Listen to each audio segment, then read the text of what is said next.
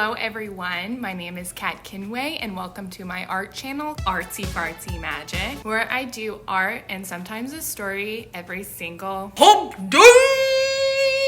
Yeah, that's become my little theme. So I was gonna do a comic strip this week, but I didn't have enough time. We are just going to do what I've been painting recently that I did not finish. Art takes time. We vibe with the art. We are one with the art. It takes time for the art. If you didn't watch last week's video, I talked about bad first dates. So if you want to check that out, the thumbnail looks like this. Enough of all of that. Let's start drawing.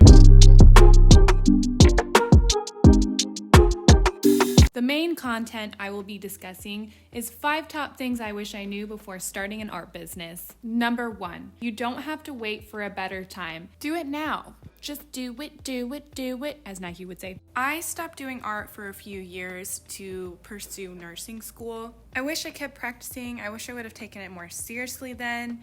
But obviously I wanted to do a different career path. My plan was to work for 30 years and then retire, and then maybe I could consider being an artist. So stop waiting around for the right time to do it. Now for the next question, where should I start? Well, this answer leads into number 2. To build your own website. Not only it is important to have a website, it's also important to make sure the website can promote your business. Now to explain the whole marketing aspect of a website would probably take a whole class. I don't even know a lot, to be honest. I learned from my friend who is in marketing, and her name is Bree Gregory. I will put her information down below. Bree gave me very valuable pointers. Keep your websites simple. I used to have so many pages on my home website, including clothing, prints, stickers, hats, when really I needed to put them in subpages under the store page. I know that sounds pretty simple, but in my head, I just didn't know. That's in website design, that's in marketing. I don't know anything about that. Another thing I learned is that for your website, try to embed links to your Instagram, Facebook, or YouTube. That's another thing I didn't know, that you can click on icons and then it'll just go straight to your social media accounts. I think this is how you pronounce it, but it's called a favicon, and it's a 32 by 32 pixels logo sized down. This helps because if someone has so many tabs open, they can easily mark where your website is. Okay, one more tip I learned about website building is that your photos of your products need to be at least 72 ppi. Now, for anyone else who has Etsy shops, that I'm not really sure. I'm not very familiar with it. I know that having your own shop, though, is very important in order to start your art business. Shopify is a really good beginner-friendly website builder that you can customize yourself. It also gives you options to have your own domain, which I do recommend. Moving on to number 3, don't undervalue yourself. There was a time, which wasn't that long ago, when I sold my art for dirt cheap. If I could tell my old self now, I would say, don't do that, you dummy. I would spend at least 12 hours painting something and turn around and sell it for $100. I'm sorry, but that's less than minimum wage, guys.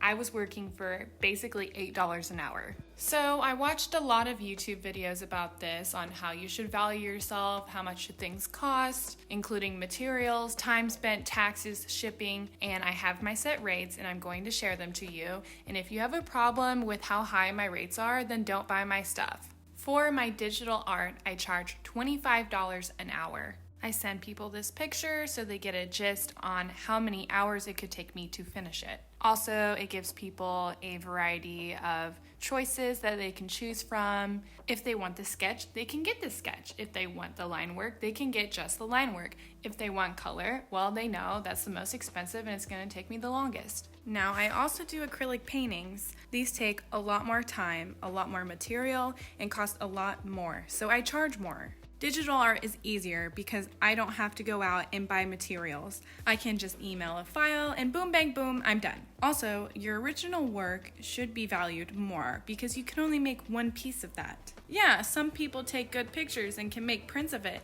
but there's still that one original piece of art that's out there that will never be copied again. That's valuable to me. So I charge $75 an hour for my original acrylic paintings. Now, this is all commission-based speaking. My actual work that I have on my website is not based off of how many hours I worked on it, the materials. It's just how much I think it's worth to me. I probably should, charge it about the same price as a commissioned painting, but I have a lot of them and I need to make room for more. So the point is, you should always value your own time and money that you spend on your art. The quality of your work should reflect on your pricing. And now we're moving on to number 4. Learn from others. The best thing I have done for myself is by following tutorials, practicing with tutorials, subscribing to channels that can teach you. I'm going to list the top 3 channels that I mainly use. Cynic's Design is my go-to tutorial art channel. He specializes in digital art. However, I have applied his techniques into my acrylic paintings. I highly suggest watching his How to Draw Anatomy playlist because it really taught me a lot about drawing the human body. The second one, her name is called Natty Axel. She has great videos on how to grow your YouTube channel and step-by-step how you should accomplish those goals. She also talks about how to run a business as an artist as well, so I do like watching those videos too.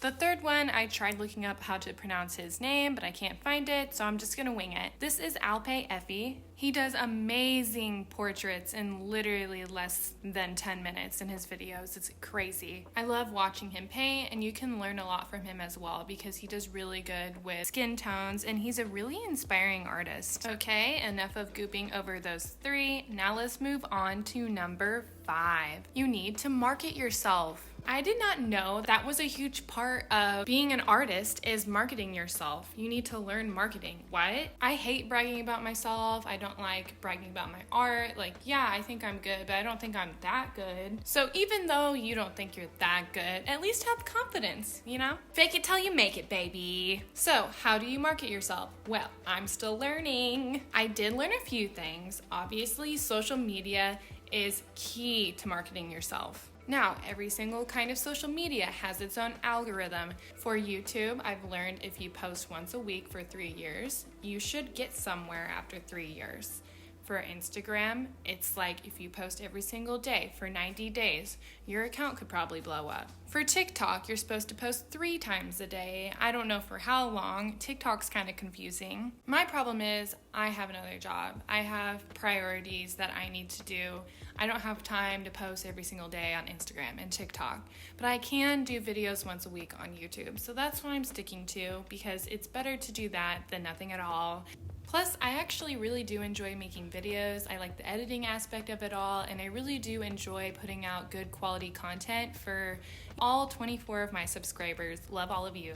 So basically, right now for me, it's to get a increased traction in my social media. And then after that, there's a business plan, which that could take a whole other video to talk about, and honestly, it kind of bores me just talking about it, so we're not gonna go into details. But anyway, this concludes 5 top things I wish I knew before starting an art business. This is the finished product. I got some Prismacolor colored pencils and just wanted to experiment with this video. Thank you, bye! Welcome back to my face. I just wanted to do a thank you to all of you who watch me every single week, and I hope you enjoy my content and continue to follow me on my artistic journey. So, like I always say, peace, love, and magic. I love you like la la la la la la la la la.